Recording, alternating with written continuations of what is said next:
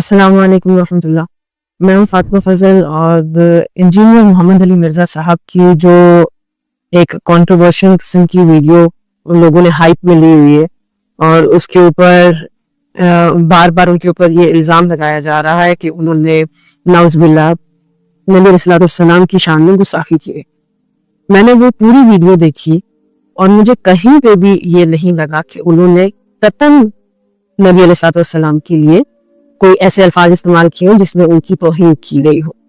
اس کی وجہ یہ ہے کہ انجینئر صاحب نے اپنے اس بیان میں اور ویڈیو میں ایک موقف پیش کیا جو کہ کرسچنز کا ہے اور انہوں نے اس کو پروف اور دلیل کے ساتھ پیش کیا کہ یہ کرسچنز کے الفاظ ہیں, کرسچنز اس طرح بولتے ہیں, کرسچنز یہ سمجھتے ہیں اور یہ ان کا عقیدہ ہے اور یہ ایجوکیشن کے لیے ضروری بھی ہے. مطلب اگر وہ انہوں نے یہ بات سکھائی ہے تو بچوں کو, آنے والی نسل کو یہ بات پتا ہوگی کہ کرسچنز ہمارے نبی کو کس طرح سمجھتے ہیں, ہمارے نبی کے بارے میں کیا سوچتے ہیں اور ہمارے نبی کو کتنا ایکسیپٹ کرتے ہیں. بہت سارے لوگ ایسے ہوں گے آج کے دور میں جن کو یہ بات پتا بالکل بھی نہیں ہوگی جو انجینئر محمد علی مرزا صاحب نے اس ویڈیو میں کلیئرلی بتائی ہے, ان سینس کہ کرسچنز کا آخر ہمارے نبی کو لے کے عقیدہ کیا ہے. کیونکہ کرسچنز جو ہیں وہ اللہ تعالیٰ کا اقرار تو کرتے ہیں کہ اللہ ہے اور پھر یہ بھی بڑا ڈائریکٹلی بولتے ہیں کہ حضرت عیسیٰ جو ہیں وہ بیٹے ہیں اللہ کے, نعوذ باللہ.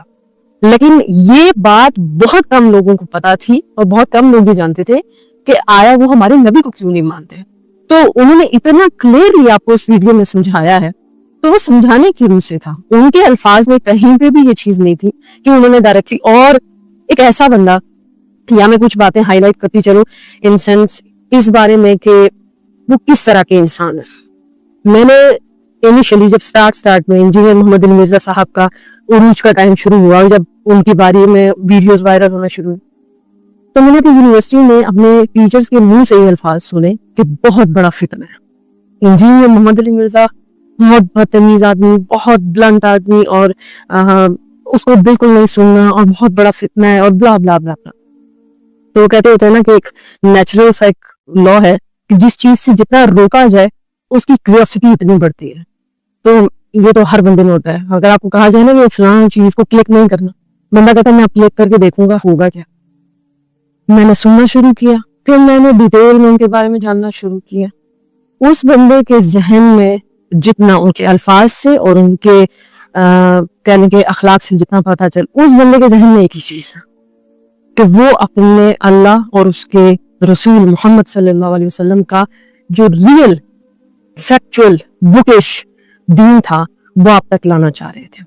میں آج ہی ایک میں پروفیسر صاحب کا شاید نام بھول رہی ہوں, میں نے ان کا ایک لیکچر دیکھا. انہوں نے ماشاءاللہ اتنی خوبصورت بات اس لیکچر میں سکھائی ہوئی تھی کہ ہم لوگ اللہ تعالیٰ کے ساتھ, اللہ اور انسان کا تعلق اتنا قریب ہے کہ ان کے الفاظ اس طرح تھے کہ میں نے آج تک ایسا کوئی رشتہ نہیں دیکھا جو اللہ سے زیادہ اپنے بندے سے پیار کرتا ہو. یعنی ایک انسان سے اتنا پیار نہیں کر سکتا جتنا اللہ اپنے بندے سے کرتا ہے. لیکن جو ہماری کمیونٹی میں پچھلے کئی دہائیوں سے ایک بات چلی آ رہی تھی, فرقہ واریت اور ملاؤں کا ایک کانسیپٹ اور کلچر, جیسے کہ اگر کہا جائے فار ایگزامپل ایک محفل میں 4 لوگ بیٹھے ہوئے تو وہاں پر کوشش ہوتی تھی کہ دعا کرنی ہے, ہاں جی ملا کون ہے وہ دعا کرے گا, جنازہ پڑھانا ہے ملا کون ہے وہ جنازہ پڑھائے گا, نکاح پڑھانا ہے ملا کدھر ہے وہ نکاح پڑھائے گا. اتنا ایک کلچر خراب ہے کہ ریسنٹلی میں نے ایک نکاح میں یہ چیز آبزرو کی اور میں اتنی حیران ہوئی اس ساری سینیریو کو سن کے کہ جس طرح میں بیٹھی ہوں اس طرح لڑکی بیٹھی ہے اینڈ اس کے رائٹ سائڈ پہ یا لیفٹ سائڈ پہ ایسے 7 آ کے مولوی صاحب بیٹھے ہیں اور وہ بیٹھ کے اس کو کلمے پڑھا رہے ہیں, پوچھ رہے ہیں. مطلب یہ کون سے اسلام میں یہ لکھا ہوا ہے؟ تو اتنا فساد میں اس سینس میں کہہ رہی ہوں کہ اتنی اندھیر نگری بنایا ہوا تھا اسلام کو ملاؤں نے. وہ اس بندے نے آ کے, آپ یقین مانیں, وہ آئینہ صاف کیا ہے. تو اس بندے کو پریز کریں. آپ کو پتا ہے اتنا پولیٹیشنز آپس میں بغض نہیں رکھتے جتنا ملا ایک دوسرے سے بغض رکھتے ہیں, اور یہ بہت بڑا فیکٹ ہے. ممبر پہ بیٹھا ہوا اگر ایک ملا چیخ رہا ہوگا اس کو نہیں برداشت کہ میری آواز سے اونچا کوئی دوسرا چیخے. اتنا بغض ہے. میرا مدرسہ ٹھیک چل رہا ہے نا, دوسرے کا اتنا ٹھیک نہیں چلنا چاہیے. اگر آپ ایک اسلامک انسٹیٹیوٹ چھوڑ کے دوسرے میں جائیں گے تو دوسرے کہیں گے کہ ہاں جی ہمارا انسٹیٹیوٹ بہت اچھا ہے، ان کا تو خراب ہے، ان کے ہاں یہ برائی ہے. تو اتنا بغض ان کا آپس میں ہے، اور وہ بغض اب یہ انجینئر محمد علی مرزا صاحب پہ نکالنا چاہ رہے ہیں. انجینئر محمد علی مرزا صاحب مسلسل جتنے سالوں سے بھی میں ان کو دیکھ رہی ہوں، انہوں نے اسلام کو سیکیور کرنے کی کوشش کی. سیکیور، اسلام کی غلط چیزوں کے خلاف پروٹیسٹ، اور اللہ کی وحدانیت اور رسالت کا جو ہے نا وہ علم بلند کرنے کے لیے وہ مسلسل کوشش میں ہے کہ یہ چیزیں میرے مسلمانوں تک. تو میں نے آپ کو بتایا نا کہ ملاؤں نے جب ہمیں دور کیا ہے تو انجینئر محمد علی مرزا صاحب نے آپ کو ایک چیز سمجھائی ہے کہ تم خود قرآن کو پڑھو، تم خود اللہ کو ڈھونڈو. اللہ تو بڑا کلیئر ہے، بڑا ایزی ہے، بڑا قریب ہے. وہ جو ایک راستہ آپ نے سنا ہوگا، ایک راستہ یوں یوں یوں کر کے ٹیڑھا بنا کے نا بڑا کمپلیکیٹڈ قسم کا اللہ تک پہنچایا ہوا تھا مولانا نے کہ تم مجھ تک آؤ گے پھر میں تمہیں وہاں تک پہنچاؤں گا. انجینئر محمد علی مرزا صاحب نے آپ کو ڈائریکٹ بتایا کہ مجھ تک آنے کی ضرورت بھی نہیں ہے، تمہارے پاس ایک کتاب ہے، وہ جتنی میری ہے اتنی تمہاری ہے، کھولو تم ڈائریکٹ اللہ تک پہنچ جاؤ گے. لیکن پھر ان کے اوپر ڈائریکٹ 295C کی دفعہ لگانا اور ان کو یہ کہنا کہ انہوں نے گستاخی کر دی ہے اور ان کو قتل کر دینا چاہیے، اور وہ انسان جو ہے نا وہ معاشرے کے امن کے خلاف ہے اور اس انسان کو معاشرے میں ہونا ہی نہیں چاہیے، یہ واضح ہے. یہ بات پتہ نہیں کیوں سمجھ میں نہیں آتی ہے بڑوں کو کہ یہ واضح ہے کہ یہ بغض ہے، یہ کینہ ہے، یہ آپ کے دلوں کی نفرت ہے جو آپ لوگ نکالنا چاہ رہے ہیں.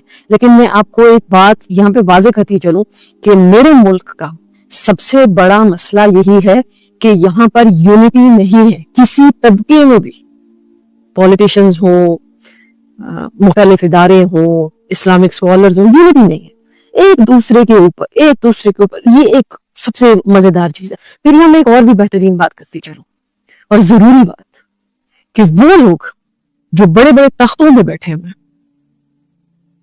ان کو انجینئر محمد علی مرزا کے لیے آواز اٹھانی چاہیے، اس سینس میں کہ میرا یہ پروفیشن ہے. پروفیشن بھی نہیں کہہ سکتی، پروفیشن تو معذرت کے ساتھ یہ الفاظ اسلام کے ساتھ سوٹ نہیں کرتا، لیکن میں یہ کہہ سکتی ہوں کہ میں ایک ادنا سی طالب علم ہوں دین کی، اور میرے ہی طبقے سے انجینئر محمد علی مرزا صاحب کا تعلق ہے، تو وہ بھی اسی کام کو جاری و ساری رکھ رہے ہیں، اسلام کے اوپر بات کرتے ہیں.